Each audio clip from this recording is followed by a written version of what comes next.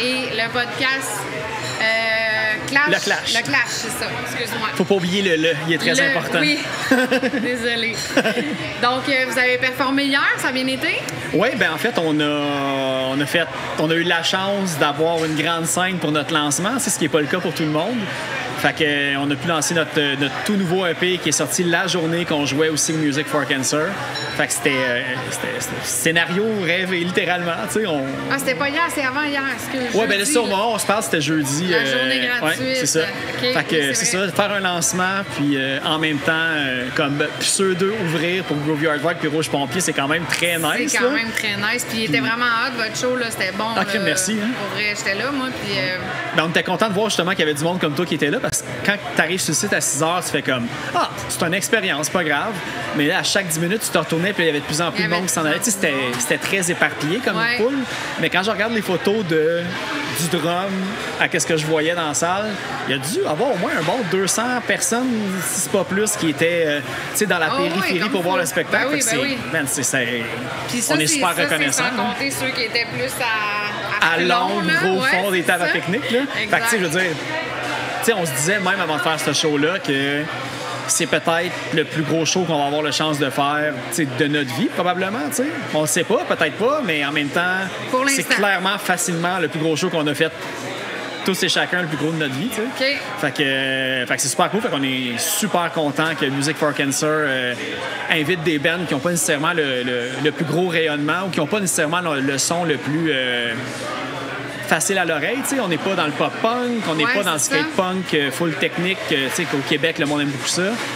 On essaie un peu. Il y a quand même avec Race Fist, on voit qu'il y a une diversité au niveau de... J'aime penser que vu que Race Fist était sur le festival puis que la voix de Julien est comme dans la catégorie Race Fist, Tagada Jones, qui ont fait comme ah ben coudonc, on va inviter un autre band de même, comme ça les crowds vont se mélanger. On aime ça se faire dire que la dérape puis Race Fist c'est un bon match, comme si on pouvait être mis dans la même catégorie. Fait que non, on est super contents. Puis pour votre lancement, est-ce que vous avez fait quelque chose d'autre ou c'était comme vous faisiez ça en même temps? Ben, tu sais, on y a beaucoup pensé. L'affaire, c'est que synchroniser un enregistrement, la sortie physique parce qu'on a fait une cassette, en même temps que faire louer une salle. Tu sais, ça paraît pas, tu sais, on n'est pas des. Même pour n'importe quel band au Québec, c'est compliqué de se booker dans des salles, faut que tu te prennes 6 mois d'avance. Synchroniser tout ça, c'est l'enfer. En fait, ce qui s'est passé, c'est que ça a accéléré la sortie du EP. Okay. Le fait qu'on savait qu'on jouait à Music for Cancer, puis c'était ça notre deadline. C'est la meilleure plateforme. Il y a beaucoup de monde qui sont pas. Tu sais, notre table de merch était à côté de celle de Rouge Pompier. Fait que, tu sais, quand t'as du monde en line-up à une table plus occupée, mais tu sais, le monde, il regarde un petit peu de notre bar, puis, tu sais, on n'a jamais vendu autant de t-shirts, puis, tu sais, on a une bande dessinée aussi du premier EP, on a les cassettes, puis, je veux dire, c'était. Ils sont sharp, vos cassettes, en plus. Ok, merci, là. Avec le petit monsieur dessus, là, le parrain à Simon sur sa tondeuse. Là, oui, c'est le parrain à Simon, OK. Ouais, puis c'était cool parce que là, faut le dire, mais oui, c'est le nouveau EP, mais si t'achètes la version physique, t'as le premier EP qui est dessus aussi, le single, puis le nouveau. Fait que c'est notre discographie, entre guillemets, de 2 EP qu'il y a sur la cassette. Là, c'est super bonne idée. Ouais. Vraiment. Un petit 10$ en plus, puis ça rentre facilement dans une poche en spectacle. Je recommande, après vous avoir vu en show, là, je recommande à tout le monde si vous avez des tapes cassettes. Ouais. Ou même créez-vous. C'est un bel objet. Oui. Tu mets ça à côté de la photo de ta femme ou de ton mari sur ta table de chevet, la petite cassette. Ça se tient bien, c'est un beau bibelot. Puis l'année prochaine, pendant les ventes de garage, tu vois un Walkman ou un petit radio cassette, puis tu vas pouvoir l'écouter. C'est encore mieux qu'un Discman parce que quand tu fais ton jogging avec, ça saute pas. Ça saute pas, c'est vrai, ça sautait en tabarouette. Puis si t'aimes pas ça, au pire, tu peux comme mettre un petit tape dessus et rien enregistrer par-dessus le 6 à 6 si ça te tente. On pouvait-tu faire ça avec les cassettes déjà? Ouais, si tu mets un scotch tape sur le trou, là, sur le dessous, ben, tu peux retaper par-dessus. J'ai jamais su ce truc-là, j'achetais tout le temps des cassettes pour ça, moi. Une information que t'apprends si tard. Avec le piton play record, puis t'attendais que ta tourne parte, puis le gars de la radio, il arrête de parler. Denis Fortin, il arrêtait pas de parler quand je l'ai enregistré Living on the Edge d'Aerosmith, le sale. J'avais jamais l'intro. Puis à la longue aussi, je l'ai jamais eu au complet. Ça, j'avais la cassette originale, par exemple. La dérape, ça vient de où comme nom?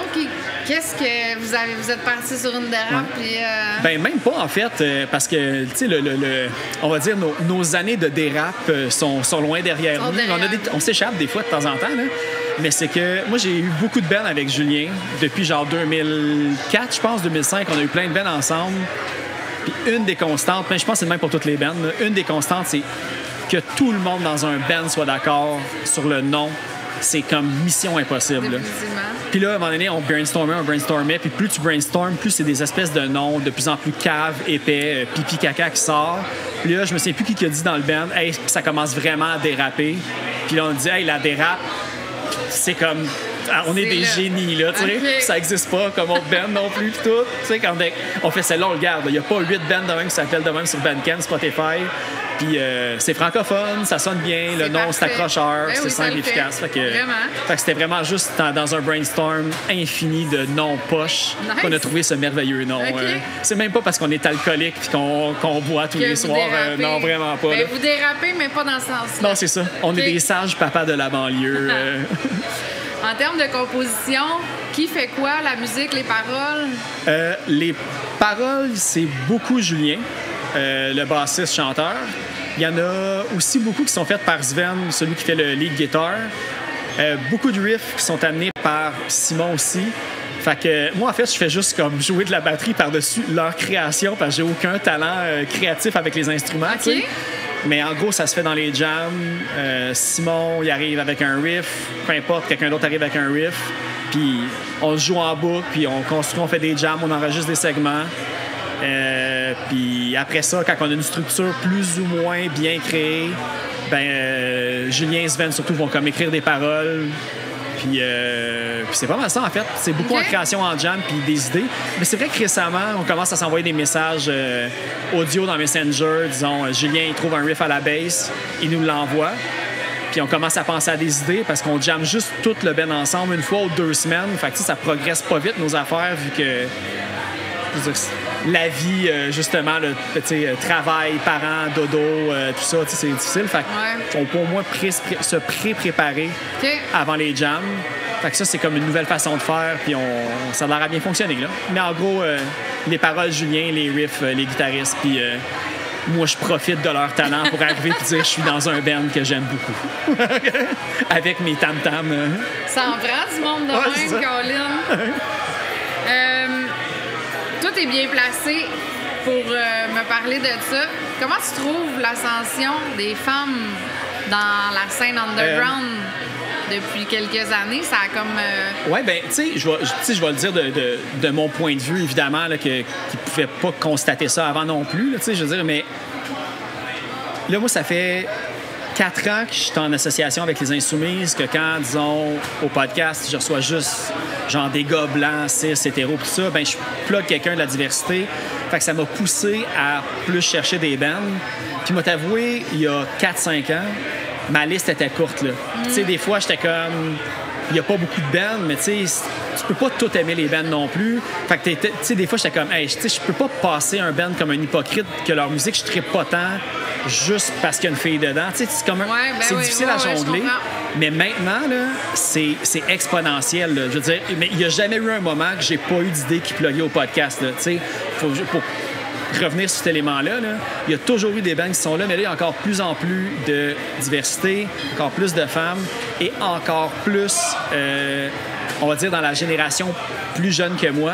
Disons des bands là, qui sont ados ou dans jeune vingtaine. J'ai l'impression que c'est même plus qu'un band sur 2 qui ont au moins une femme ou une personne. Oh oui, vraiment. Là, comme, tu sais, pour ceux qui habitent dans le coin de Montréal puis qui ont déjà eu la chance d'aller voir les spectacles en dessous du viaduc Van Horn, des affaires vraiment DIY et tout. Tu sais, là, il y a Mulch, Birds of Prey, que je peux nommer juste là, qui ont fait un spectacle. C'est même des billes qui a plus de bands avec des fans dessus. Il y en a de moins en moins. Je pense que ça suit le fait aussi qu'il y ait juste de plus en plus de band punk aussi qui surgit de la génération plus jeune que nous autres aussi, qui commencent vraiment à se relancer puis à créer leur propre affaire. Ouais. Puis pour eux autres, sont nés dans le fait que, on va dire, encore plus que nous, que, tu sais, tout le monde est égal, moins de discrimination puis tout ça. Fait que je pense qu'ils pensent encore moins d'impliquer du monde comme de la diversité sexuelle, la diversité de genre et tout. C'est juste naturel. Fait que je le vois plus dans la jeune génération que dans la génération de ceux qui roulent, qui ont 30-40 ans, tu sais. Mais je te dirais que d'ici peu, la question ou le dilemme se posera plus parce que ça va être naturellement comme ça, parce que ça l'est déjà de ce que je vois. Oh, ouais. Ben, moi, j'en parle souvent, mais j'ai l'impression que la pandémie, elle a donné un gros coup de pouce sur le démarrage de beaucoup de bands qu'on entend parler. Là. Mais c'est parce que l'affaire, c'est que, tu sais, là où je suis peut-être biaisé, c'est que moi, je tripe sur creuser sur les petits bands que le monde ne connaisse pas nécessairement. Puis, je fouille, je suis curieux et tout ça. Pour quelqu'un qui est moins curieux, il va moins se donner la peine, il va sûrement moins en voir aussi de ces groupes-là. Mais je vous confirme que à toutes les semaines, à toutes les 2 semaines, sur mon Instagram, je suis un nouveau band. Puis souvent, il y a 1, 2, 3 filles dans le band, facilement et tout ça. Souvent, on découvre aussi dans les festivals comme ça, si tu arrives un peu plus tôt dans l'après-midi, c'est là que les petits bands à découvrir, comme vous autres. Oui, vraiment, c'est ça. Puis, on en voit vraiment de plus en plus avec des femmes. Ce qui est super le fun. Ta blonde qui est dans un band qui chante. Pace, tu sais, elle, en plus, elle roulait en 2008-2012 avec son band. Fait que, tu sais, c'était encore pire à l'époque. Puis je pense, je veux pas parler pour elle, mais ça me l'a confirmé là, que ça a changé. Puis même qu'avant, il y avait on va dire dans la scène hardcore metal, ce qu'elle m'expliquait, il y avait même une petite compétition entre les filles qui performaient dans des bands. Maintenant, il y a une entraide, tu sais. Fait que tout ça, ça a évolué vraiment beaucoup. Puis, tu sais, c'est ça, c'est pour le mieux. C'est sûr, parce que bon, on va se le dire, entre femmes, il y a toujours une compétition. Fait que quand il était pas beaucoup, c'est sûr qu'il voulait comme... Il se faisait automatiquement comparer avec un autre groupe que c'était une autre femme qui chantait ou quelque chose. Fait que c'est sûr que tout est en tout, là. Mais tu sais, on est dans une drôle de période. Tu sais, des périodes de changement, mais tu sais, de changement. Des périodes de transition comme qu'est-ce qu'il y a en ce moment. On le voit sur les réseaux sociaux, tu as du monde qui tire la couverte de leur côté, chacun de leur bord. Tu as du monde qui disent, à raison, il n'y a pas assez de femmes sur les festivals. Il n'y a pas assez de femmes sur scène encore. Oui, il y en a plein dans les organisations, mais on n'en voit pas sur scène. Non. Mais comme je pense qu'il faut donner le temps aux différents festivals de s'adapter, de eux autres même dans les organisations, de trouver les bands.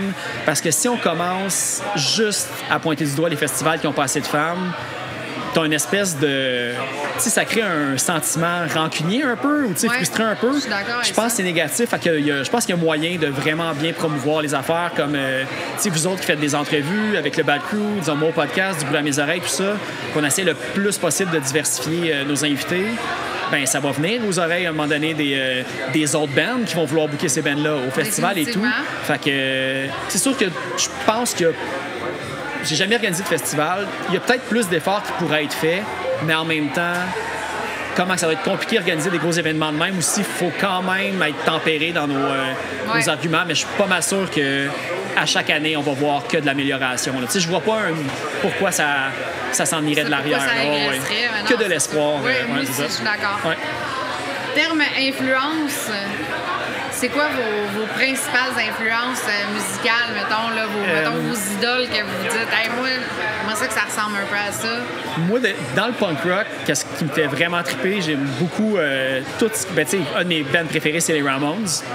Puis tout ce qu'il a suivi là, de Ramones Core, du Teenage Bottle Rocket, de Queers, des affaires comme ça, j'aime vraiment ça. Tu sais, à la base, la dérape, je voulais partir ça pour faire ça, puis c'est jamais devenu ça. On a une petite tune qui s'en vient qui est plus pop-punk. T'as-tu écouté Fast Food Fairies hier? Ben oui, on a même eu la chance de jouer avec eux autres au Claudia Beau Bash Party au Trackside. Puis, je veux dire, c'est fou, là. Mais tu sais, des bands comme ça, il y en a d'autres. Mais le actif comme ça, en ce moment, Fast Food Fairies, c'est vraiment... Puis, ils ont sorti un album tout récemment qui est excellent aussi. Sinon, Simon, il est beaucoup plus métal. Julien, il est plus Race Fist, Rancid, puis tout ça. Puis l'autre Simon, il a autant joué dans des bands de psychobilly, rock'n'roll, qui peut popper une coupe de... Oh, ouais, c'est ça. Fait que... Tous les bagages que vous avez donnent un on milieu, entend ce que l'autre fait, puis on fait ce qu'on est capable de faire, puis ce qu'on connaît, puis ça donne ce que la dérape est aussi, puis tout. Fait que, si on avait là, à partir en char, on pourrait pas être d'accord sur quel album qu'on met puis qu'on est tout en même temps. Là. Fait qu'on est, on a tous des goûts très diversifiés, même si on aime pas mal tout ce que les autres écoutent. nos bands principaux d'influence sont vraiment très, très, très variés. Ouais, OK. Ah, ben, ça paraît aussi. Ouais, je pense que notre son ressemble pas trop à d'autres choses. Là, non, c'est comme juste un milieu un peu. Ouais. C'est ça qui est plaisant. C'est ce qui fait que c'est spécial. Ben oui, définitivement. Fait que, ben écoute, je te remercie beaucoup, Phil, d'être venu en entrevue avec le Bad Crew pour Music for Cancer. Hey, félicitations d'ailleurs pour la grande liste. Là, au moment qu'on se parle, vous êtes sur la grosse liste comme média organique. Fait que félicitations pour ça, une deuxième année de suite. Ben, on le souhaite. On va se croiser les doigts. On travaille fort pour ça, mais... Puis le monde n'a pas idée à quel point de tenir un média comme ça, c'est beaucoup de logistique, c'est beaucoup de même, à la limite, des moyens financiers, organiser plein de monde. Fait que t'en parleras à Claudia. Je vous lève mon chapeau de persister et de continuer à tenir ce gros projet-là à bout de bras. Merci. Écoute, on est toute une grosse équipe en arrière de ça. Puis chapeau, by the way, gang. Puis merci aussi à Du bruit à mes oreilles de nous prêter leur stock pour les entrevues. Mais moi, je l'aime pas, Philippe. Hey. Je voulais Jim. Ah oui, Colin. Il est où, Jim? Jim, il est en Californie, puis il fait du skateboard dans une piscine. Non, je pense qu'il est plus capable, Jim. C'est trop vieux. Ouais, c'est ça. Il y a 3 entrevues de suite que je plug Pennywise. Je sais pas pourquoi. Ouais, c'est pas toi qui l'as plugué, là, c'est lui. Hey, ça se peut-tu? Hey, t'es aussi fucké puis pas consommé. Ah, bah, ouais. Hey, merci Max. beaucoup. Merci, Mel.